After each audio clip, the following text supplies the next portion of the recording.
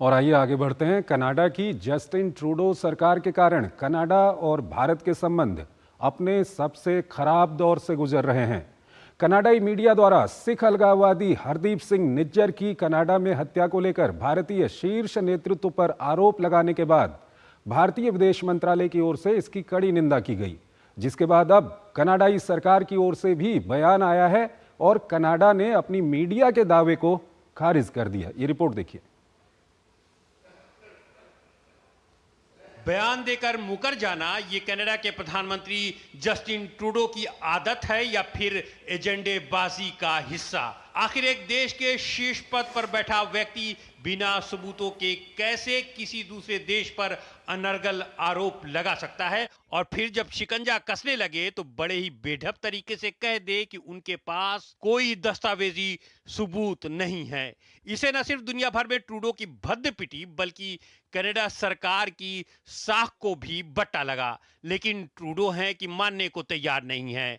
पिछले दिनों वहां की मीडिया ने एक बार फिर भारत के खिलाफ जहर उगला और इस बार शीर्ष नेताओं को निशाना बनाया। भारत ने इस पर जोरदार पलटवार किया, दबाव बढ़ा तो एक और यू टर्न लेते हुए खालिस्तानी आतंकी निज्जर हत्या मामले में भारत के शीर्ष नेताओं के नाम घसीटने पर सफाई दी। ट्रूडो की प्रीवी काउंसिल के डिप्टी क्लर्क और राष्ट्रीय सुरक्षा सलाहकार नथाली जी की तरफ से जारी बयान में कहा गया कि 14 अक्टूबर को सार्वजनिक सुरक्षा पर खतरे को देखते हुए रॉयल कैनेडियन माउंटेड पुलिस और अधिकारियों ने भारत पर कनाडा में आपराधिक गतिविधियों के सार्वजनिक आरोप लगाए थे। कनाडा के पास भारत के नेताओं को कनाडा के भीतर आपराधिक गतिविधियों से जोड़ने के कोई सबूत नहीं है। उन्होंने कहा कि ये बयान काल्पनिक और गलत हैं। मामले में शीर्ष नेताओं के नाम घसीटने के काल्पनिक, मनगढ़ंत और अनर्गल प्रयास का करारा जवाब देते हुए भारत ने कहा था कि ऐसी मिथ्या प्रलाप को अवमानना के साथ खारिज किया जाना चाहिए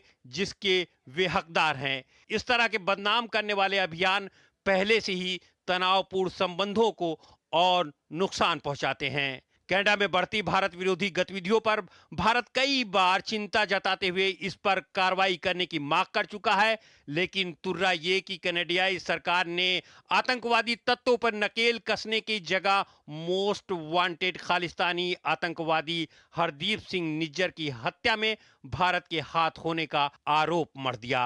भारत ने इन आरोपों को बेतुका बताते हुए इसे खारिज कर दिया, सबूत मुहैया कराने की मांग की, लेकिन ट्रूडो सरकार है कि चुप्पी साधे रही। लेकिन अब आधिकारिक बयान से साफ हो गया है कि ट्रूडो के आरोप न केवल बचकाने और अपरिपक्व हैं बल्कि एक संप्रभु राष्ट्र की प्रतिष्ठा पर नाजायज हमला भी।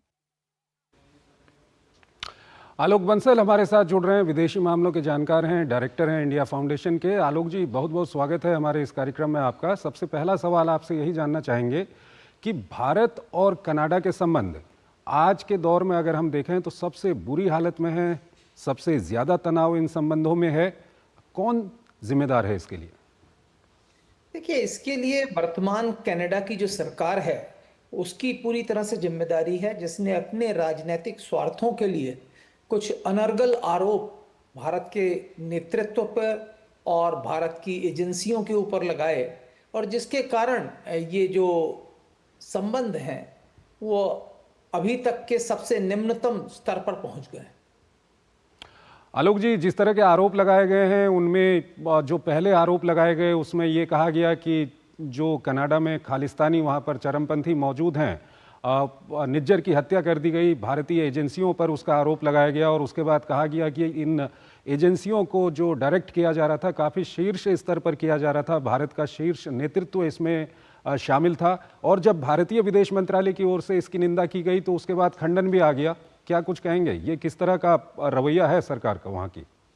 देखिए, अभी जो खंडन आया है ये बड़ा इंटरेस्टिंग है। मुझे ऐसा लगता है कि अभी जो G20 समिट में राष्ट्रपति बाइडेन और प्रधानमंत्री मोदी से जब इनकी मुलाकात हुई है, उसके चलते, उसके मद्देनजर शायद ये परिवर्तन आया है।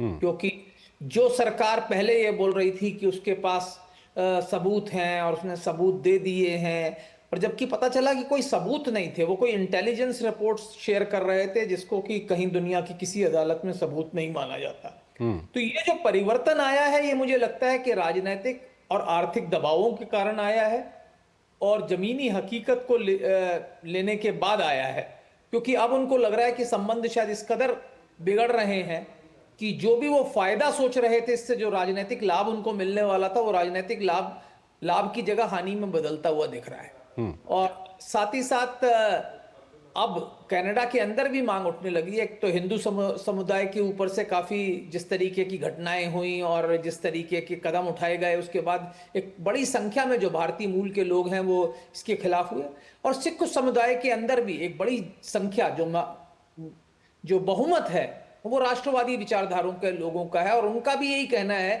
कि जब कनिष्का की बॉम्बिंग हुई जिसमें खालिस्तानी आतंकवादी जुड़े हुए थे, आपने आज तक उनके खिलाफ कोई कदम नहीं उठाया।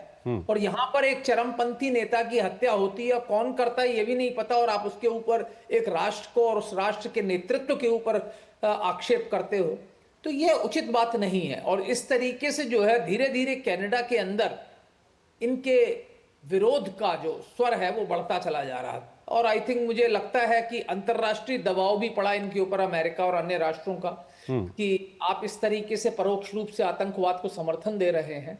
और उसके मद्देनजर मुझे लगता है कि ये जो परिवर्तन हमें देखने को मिल रहा है कनाडा की, ये उस राष्ट्र की एजेंसियों को भी बड़ी बुरी नजर से और उनकी मतलब ही कोई क्रेडिबिलिटी जो है उसके ऊपर बहुत बड़ा प्रश्न चिन्ह खड़ा करता है कि भाई पहले आप किसी राष्ट्र के प्रधानमंत्री, गृह मंत्री, एनएसए, इनके खिलाफ आप आक्षेप करते हैं और फिर बाद में उसको आप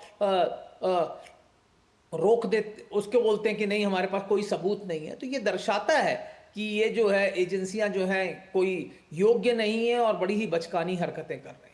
आलोक जी, आज की तारीख की अगर हम बात करें तो आज के दौर में भारत में कई सारे जो भारत में अपराध करने वाले लोग हैं उनके तार भी कनाडा से जुड़े हुए नजर आते हैं। उनके जो आका हैं वो कनाडा में बैठे हुए होते हैं। कई सारे ऐसे गैंग हैं। उसके अलावा जो खालिस्तानी चरमपंथ को जिस तरह से वहाँ पर आश्रय दिया जा रहा है, क्या कुछ लगता है इसके पीछे उनकी कोई राजनीतिक मजबूरी है या भारत के खिलाफ उनका रवैया वो इसी तरह का बनाना चाहते हैं? देखिए, राजनीतिक मजबूरी तो है। क्या है कि दुर्भाग्य से कनाडा के अंदर जो अधिकांश गुरुद्वारे हैं उन पर ये चरमपंथियों ने कब्जा कर लिया है। एक तो क्या है कि अधिकतर जो चरमपंथी और ये जो कट्टरपंथी संगठन है, ये लोग इलीगल कामों में, गैर कानूनी कार्यों में काफी हद तक संलग्न है। आदमियों की तस्करी करना, जो भी गैर कानूनी काम होते हैं, क्योंकि कनाडा से यूएस ले जाना और यूएस गैर कानूनी तरीके से लोगों को एक बहुत बड़ा धंधा है और इसमें काफी बड़े गिरोह इसमें संलग्न है।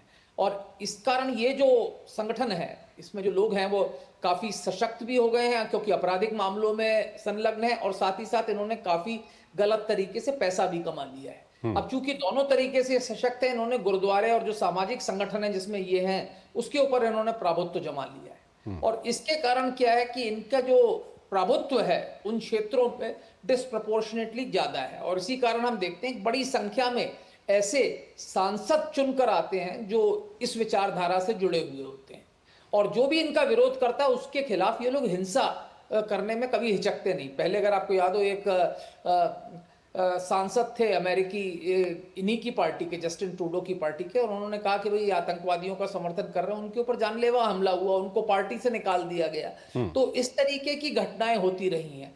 तो क्या है कि चूंकि एक बड़ी संख्या में सांसद हैं और एक पार्टी है जिसके की नेता ही एक सिख चरमपंथी हैं, जो पहले भी उन्होंने विदेश मंत्री के दौरे वगैरह के दौरान, जब बहुत पहले कमलनाथ गए थे कनाडा के दौरे पे तो उसका विरोध किया था उनके दौरे का, तो उनकी पार्टी अभी एक अहम भूमिका अपना रही है क्योंकि अगर वो पार्टी पूरी तरह से जस्टिन ट्रूडो की सरकार के खिलाफ वोट दे दे तो उनकी सरकार गिर जाएगी। बिल्कुल नहीं कर रही, उसने समर्थन वापस ले लिया है लेकिन उनके खिलाफ जो है नो कॉन्फिडेंस मोशन में समर्थन नहीं दे रही और इस कारण जस्टिन ट्रूडो की सरकार बची हुई है।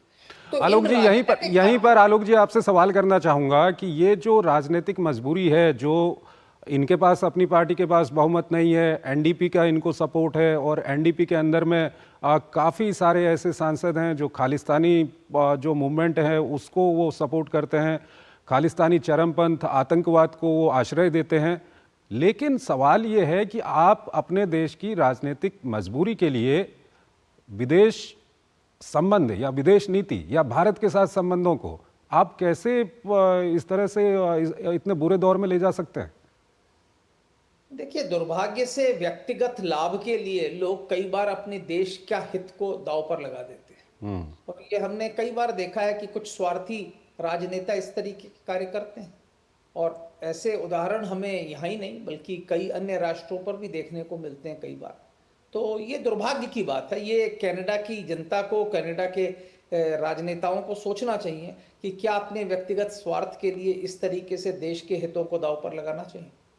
आपको क्या लगता है कि जस्टिन ट्रूडो के रहते हुए क्या भारत और कनाडा के संबंध अच्छे हो सकते हैं, या जिस दौर में आज संबंध हैं वो कुछ सुधर सकते हैं? देखिए, आज के वक्तव्यों के बाद ये जो अभी वक्तव्य आए हैं, इससे लगता है कि कुछ कोशिश तो कर रहे हैं। हालांकि मेरा ये मानना है कि अब उस लेवल पर वो संबंधों में तुरंत सुधार हो जाए, ऐसा नहीं हो सकता। कोशिश की जा सकती है, पर अभी इनको सामान्यकरण की तरफ आगे बढ़ने के लिए तो अभी बहुत मेहनत करनी पड़ेगी, बहुत कदम उठाने पड़ेंगे। अभी तो ये एक पहला छोटा सा कदम है, पर बेहतर ये होगा कि शायद ये जब सरकार बदल जाए, कोई नया नेतृत्व आया, कोई नया प्रधानमंत्री बने कनाडा का, तो संबंधों को सुधारने की कोशिश की जा सकती है। क्योंकि आज की तारीख में कनाडा में जाने वाले विद्यार्थियों में भारतीय विद्यार्थी एक बड़ी संख्या में जाते हैं, और ये कनाडा की अर्थव्यवस्था के लिए काफी महत्वपूर्ण है इनका योगदान। आलोक जी, आप हमारे साथ बने रहिए। अभी हम रूस और यूक्रेन में जिस तरह से हालात वहां पर और भीषण होते जा रहे हैं युद्ध के, उस पर भी हम बातचीत करेंगे, लेकिन एक छोटा सा ब्रेक लेते हैं यहाँ पर।